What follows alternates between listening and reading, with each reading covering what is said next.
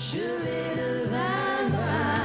d'ailleurs à cause de notre rencontre que mon épouse, qui est d'abord une spécialiste de la presse écrite, s'est retrouvée prendre en main le journal de Podium.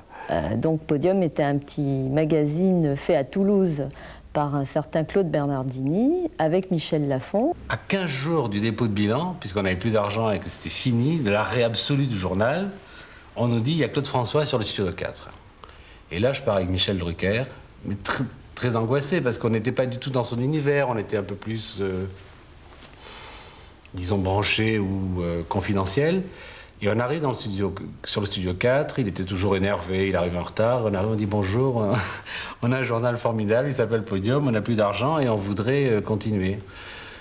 Et il dit, montrez-moi le journal. Alors on lui montre notre journal qui avait un petit côté patronage, il dit, ouais c'est bien, ouais c'est bien. Il dit, écoutez, vous êtes deux ringards, le journal c'est un journal de ringards, mais le mot Podium me plaît, et puis est-ce que vous connaissez les NMPP, les commissions paritaires, parce que j'ai toujours eu envie de faire un journal, mais je ne connais pas du tout la mécanique de ce journal, est-ce que vous connaissez? On dit oui, nous on connaît tout, ça fait le 8e numéro, on sait tout, vous allez voir, on est formidable, parfait. Et là il dit, bon, ben, écoutez, je suis d'accord. Et moi qui étais bête de chez bête, je lui dis, écoutez, mon associé il est à Toulouse. Alors il me dit, et en plus il faut que j'aille à Toulouse voir votre associé pour vous associer avec deux ringards comme vous. Je dis, oui, c'est indispensable. Et on a fait un deal, à savoir qu'on s'est associé, chose étrange, à 50-50, alors que nous on était morts.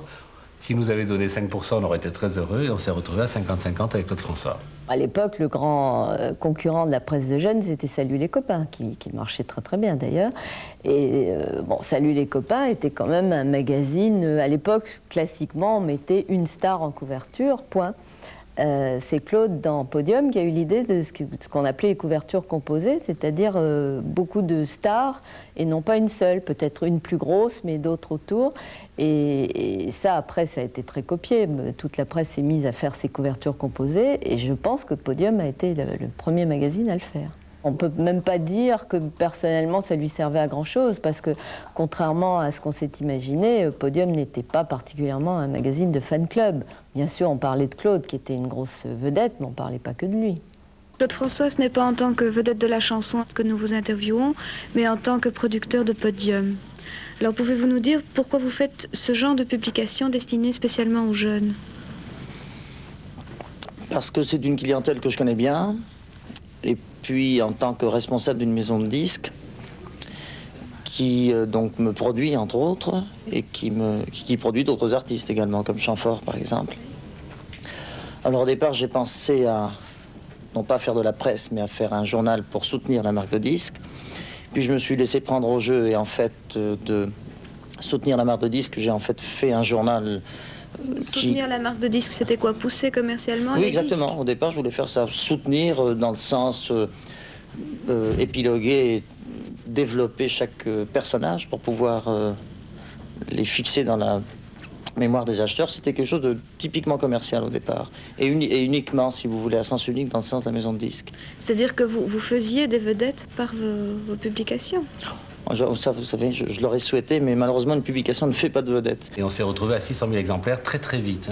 Si bien que les deux ringards ruinés se sont retrouvés riches très vite. Et mon associé de Toulouse est venu s'installer à Paris. Ses premiers achats ont été un Vison, une Mercedes décapotable.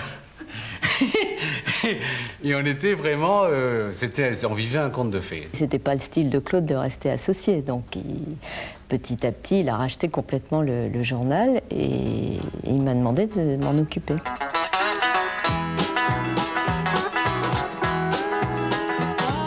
Sale bonhomme était le pire des hommes qu'on ait jamais vu. Il jurait, crachait et faisait de l'œil aux inconnus. Il rongeait ses ongles et mangeait sa soupe dans une passoire.